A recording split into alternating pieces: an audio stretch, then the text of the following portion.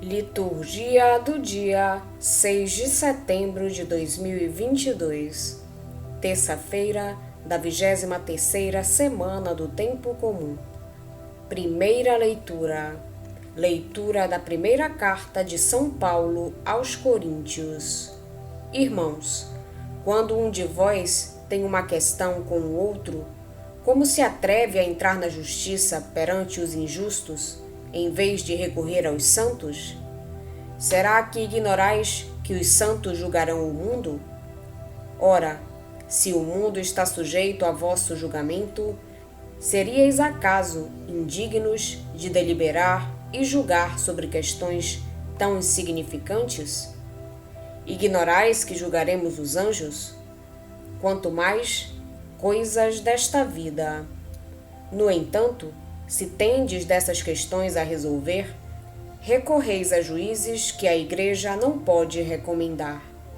Digo isso para confusão vossa. Será então que aí entre vós não se encontra ninguém sensato e prudente que possa ser juiz entre irmãos? Ao invés disso, irmão contra irmão vai a juízo, e isso perante infiéis. Aliás, já é uma grande falta haver processos entre vós. Por que não suportais antes a injustiça? Por que não tolerais antes ser prejudicados? Pelo contrário, vós é que cometeis injustiças e fraudes, e isso contra irmãos. Porventura ignorais que pessoas injustas não terão parte no reino de Deus? Não vos iludais, nem imorais, nem idólatras, nem adúlteros, nem efeminados, nem pederastas, nem ladrões, nem avarentos, nem beberrões, nem insolentes, nem salteadores terão parte no reino de Deus. E vós, isto é, alguns de vós éreis isso, mas fostes lavados, fostes santificados, fostes justificados pelo nome do Senhor Jesus Cristo e pelo Espírito de nosso Deus. Palavra do Senhor. Graças a Deus. Salmo responsorial é o de número 149. O Senhor ama seu povo de verdade. O Senhor ama seu povo de verdade. O Senhor ama seu povo de verdade. Cantai ao Senhor Deus um canto novo, e o seu louvor na assembleia dos fiéis. Alegre-se Israel em quem o fez, e Sião se rejubile no seu rei. O Senhor ama seu povo de verdade. O Senhor ama seu povo de verdade. O Senhor ama seu povo de verdade. Com danças glorifiquem o seu nome. Toquem harpa e tambor em sua honra. Porque de fato o Senhor ama seu povo e coroa com vitória os seus humildes. O Senhor ama seu povo de verdade. O Senhor ama seu povo de verdade. O Senhor ama seu povo de verdade. Exultem os fiéis por sua glória, e cantando se levantem de seus leitos, com louvores do Senhor em sua boca. Eis a glória para todos os seus santos. O Senhor ama seu povo de verdade. O Senhor ama seu povo de verdade. O Senhor ama seu povo de verdade.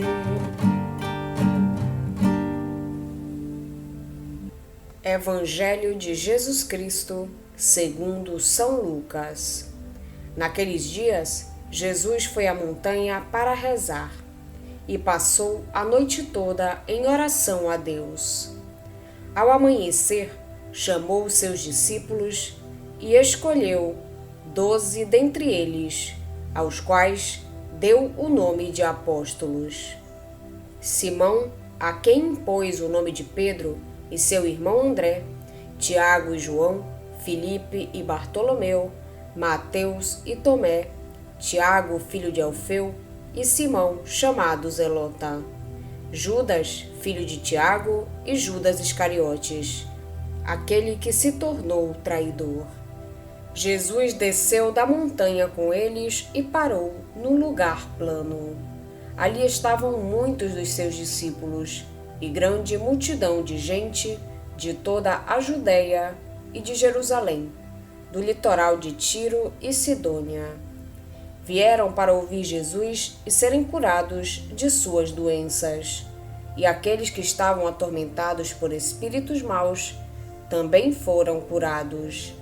A multidão toda procurava tocar em Jesus, porque uma força saía dele e curava a todos. Palavra da salvação. Glória a vós, Senhor.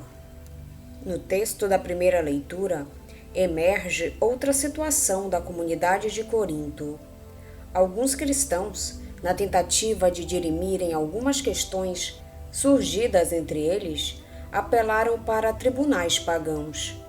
Paulo intervém com autoridade e clareza. Começa por usar um tom provocador, para levar os seus interlocutores a darem-se conta da gravidade e da delicadeza da situação de certas atitudes. Quer, sobretudo, recordar-lhes que o juízo entre irmãos na fé deveria obedecer a critérios que a própria fé sugere e é capaz de formular. Caso contrário, seria preciso concluir que a fé daquela comunidade era incapaz de orientar a vida dos crentes e de iluminar as suas opções. Depois, o apóstolo recorre a um tom irônico. Com isso, quer que os cristãos de Corinto se sintam envergonhados por não encontrarem entre eles uma pessoa sábia para arbitrar as suas questões.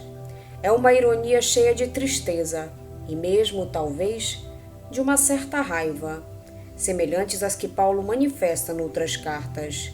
Finalmente, passa a um discurso teológico. O apóstolo retoma o núcleo da sua doutrina e, referindo-se ao batismo, lembra a novidade do dom recebido. Vós cuidastes de vos purificar, fostes santificados, fostes justificados em nome do Senhor Jesus Cristo e pelo Espírito do nosso Deus. Da novidade do dom depende, obviamente, a novidade de vida. No Evangelho, como em outras vezes, Lucas refere que Jesus se retira para a montanha a fim de rezar, passando lá toda a noite. Ainda que não haja uma referência explícita, a relação entre a oração de Jesus e a escolha dos 12 é possível, à luz da fé, estabelecer essa relação. O gesto que Jesus está para realizar tem uma enorme importância. Daí a necessidade de dialogar com o Pai. A escolha dos 12 inclui um chamamento. Convocou os discípulos e escolheu 12 dentre eles. Vocação e missão são inseparáveis. Sem a vocação, a missão não é mais que profissão. Por outro lado, a vocação sem a missão seria um gesto incompleto. Aos quais deu o nome de apóstolos. Parece um anacronismo, pois apóstolo é um nome tipicamente pós-pascal, mas é a luz da Páscoa, já projetada sobre o tempo do ministério público de Jesus, como que a dizer-nos que essa luz também se projeta sobre a nossa vida e a nossa história. Finalmente, a relação de Jesus com a multidão é mais uma vez caracterizada de duas maneiras. As multidões vêm para escutar Jesus e para ser curadas das suas doenças. Em ambos os casos, trata-se, na perspectiva de Lucas, de uma força que dá autoridade à sua doutrina e eficácia aos seus gestos taumatúrgicos. A escolha dos apóstolos é um tema central no texto evangélico que a liturgia de hoje nos propõe. Por isso, parece oportuno deter-nos um pouco a meditar na apostolicidade da Igreja. Como se sabe, trata-se de uma das características da Igreja de Cristo, juntamente com a unidade, a santidade e a catolicidade. Em primeiro lugar, notemos que não se trata de notas simplesmente jurídicas. Pelo contrário, são notas espirituais, dadas à Igreja pelo Espírito de Deus e do Senhor ressuscitado. A Igreja de Cristo não se torna apostólica a certo ponto do seu caminho, mas nasce apostólica. A razão fundamental de tudo isto é que o próprio Jesus é o apóstolo por excelência, o missionário do Pai. Antes de ser o fundador da Igreja, Jesus é o seu Salvador. A Igreja nasce do lado aberto do crucificado, no poder do Espírito que ele dá na cruz. A missão que Jesus confiou aos 12 durante o seu ministério público corresponde à missão bem mais importante que lhes confiou depois da ressurreição. É preciso não confundir a apostolicidade da Igreja com a sua missionaridade, ainda que haja entre eles uma ligação íntima e profunda. A primeira nasceu da Igreja e está ligada ao Colégio dos 12, enquanto esta é tarefa da Igreja e está ligada à pessoa de todos os seus membros. A primeira é um artigo da nossa fé. Creio na Igreja, una, santa, católica e apostólica.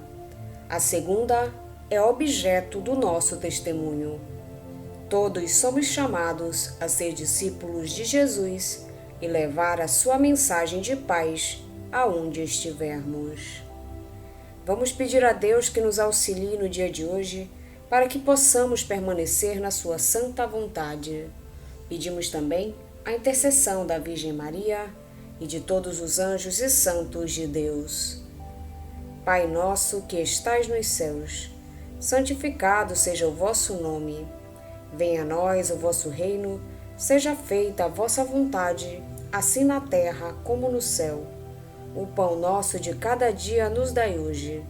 Perdoai-nos as nossas ofensas, assim como nós perdoamos a quem nos tem ofendido. E não nos deixeis cair em tentação, mas livrai-nos do mal. Amém.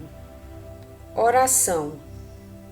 Deus Todo-Poderoso, de quem procede a bondade e a beleza de toda a criação, fazei que nos alegremos neste dia em vosso nome, e que as nossas ações sejam realizadas por amor de vós e dos homens, nossos irmãos.